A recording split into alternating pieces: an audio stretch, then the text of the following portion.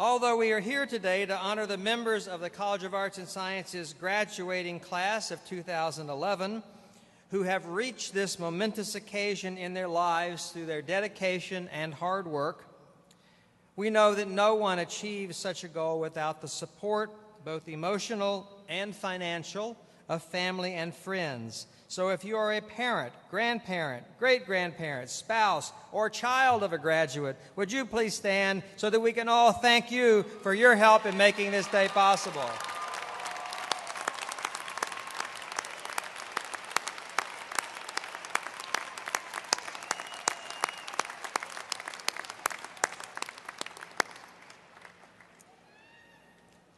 Now, because I know that none of you came here tonight to hear the Dean make a speech, I will be brief. First, I want to extend to each and every one of you, our new graduates, my sincere congratulations for a job well done.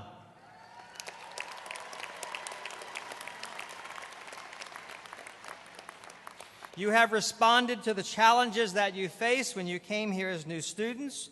You have worked hard and prepared yourselves for the even greater challenges that await you after you graduate. Now that long-awaited day has arrived. You stand on the threshold of a new phase of your life, one that will present you with many new challenges. But knowing you as I do, I am confident that you are ready to meet any challenge that is thrown at you. Take heart in the knowledge that you leave OU with a proven record of success. You know how to meet challenges, and you know how to overcome them. The key is simple: never stop learning. Along with all the facts, the theories, and skills that you have learned during your time at OU, you have also learned how to learn. So you can, with confidence, view any new challenge as an opportunity to learn more and to grow as a professional and as a person. Along with the privileges of your OU degree, there are many responsibilities. I will mention three. First is the responsibility to reason and act ethically. Basically, this means to do what is right, consistent with the ethical guidelines of your profession and your conscience. Secondly, always be willing to help others. Just as your success has depended in many ways on the help that others have given you, always be willing to lend a hand, lend your help to others when they need it. And finally, and most importantly of all, be a leader. Use your talents and your knowledge to guide others and shape opinion in a positive direction. You are all prepared to go forth from this place and be leaders, to become leaders of your professions, of your local communities, and of our global community. Both your country and our global community have never needed you more, and I challenge you to accept that responsibility and become the leaders for positive change that we need as a nation and as a global community. Thank you all for letting us be a part of your lives. OU is a better place because you are here. Continue to make a positive difference wherever you go after you leave here, and by doing so, you will honor yourself, your family, and your university. Congratulations and good luck.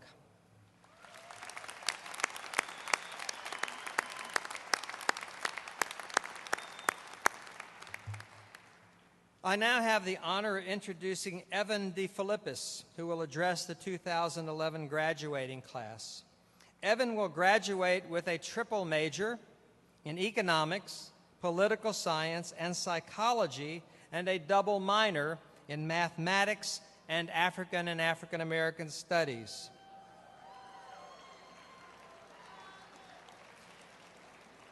He is, not surprisingly, a finalist for the Rhodes and Marshall Scholarships and the only triple fellow in the history of the OU Carl Albert Center.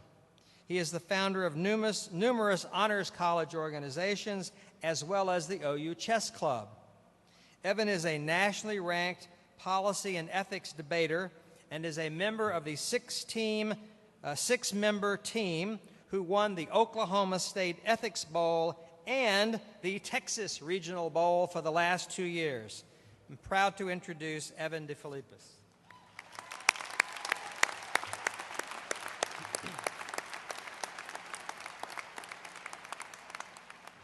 Thank you. I assure you I'm not nearly as impressive as that introduction made me out to be. Socrates wrote that no citizen has a right to be an amateur in the matter of physical training. What a disgrace it is for a man to grow old without ever seeing the beauty and strength of which his body is capable. I have a corollary, and it is my message for you today. It would be an unbelievable shame for you to leave this school and to settle down into a path in which you slowly become content with a life of unrealized potential. Many of you will go on to graduate school. Many others will enter the workforce. But at some point, there will be no more curricula. There will be no more grades, no more mandatory assignments, no more long nights of cramming for that extra point on a final exam. It will soon become easy to forget the academic rituals that have made life in the last 4 years so worth it. But when it's over and there are no more professors or classes to push us to learn more or to hunger more or to taste more, we can only rely on the structure we impose on ourselves and the goals that we aspire to meet. My concern, though, is that if we refuse to examine our lives, if we refuse to examine what made the last 4 or 5 years at this campus so worth it, then we'll prevent ourselves from ever realizing our true potential. Consider this. Every single day, there's a staggering number of possibilities.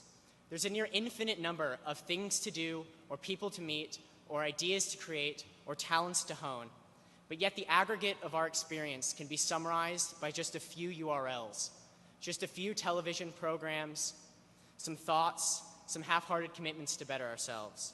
Every day, the same routines, waiting for the thrill of a notification box on Facebook, refreshing our inboxes, awaiting a new email, or reducing the complexity and the sophistication of life so that it can fit inside of a tweet.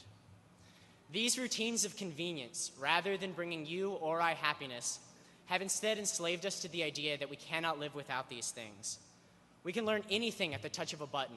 We can challenge any one of our opinions. We can pursue any goal. Yet, we stare at our screen, telling ourselves, just one more chat, just one more video, just one more level, just one more picture, just one more.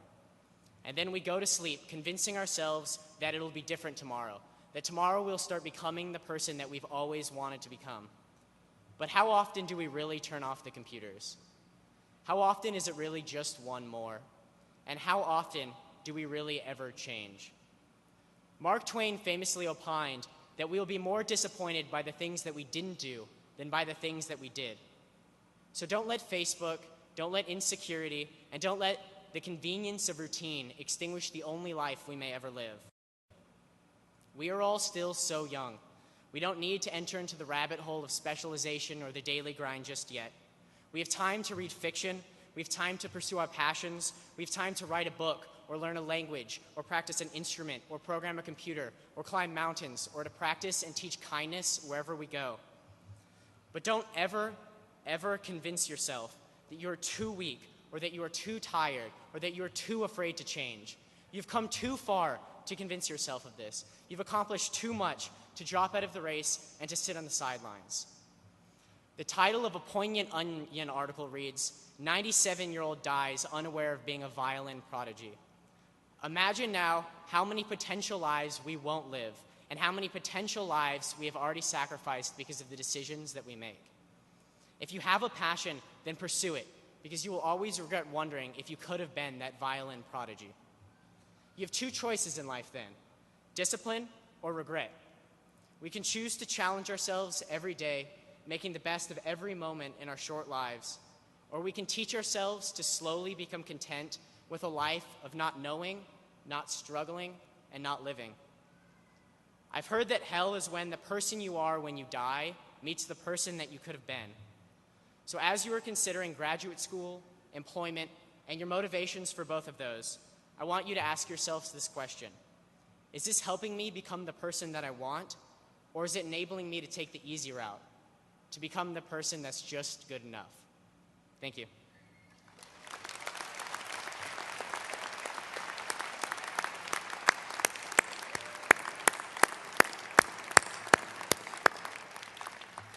Thank you, Evan.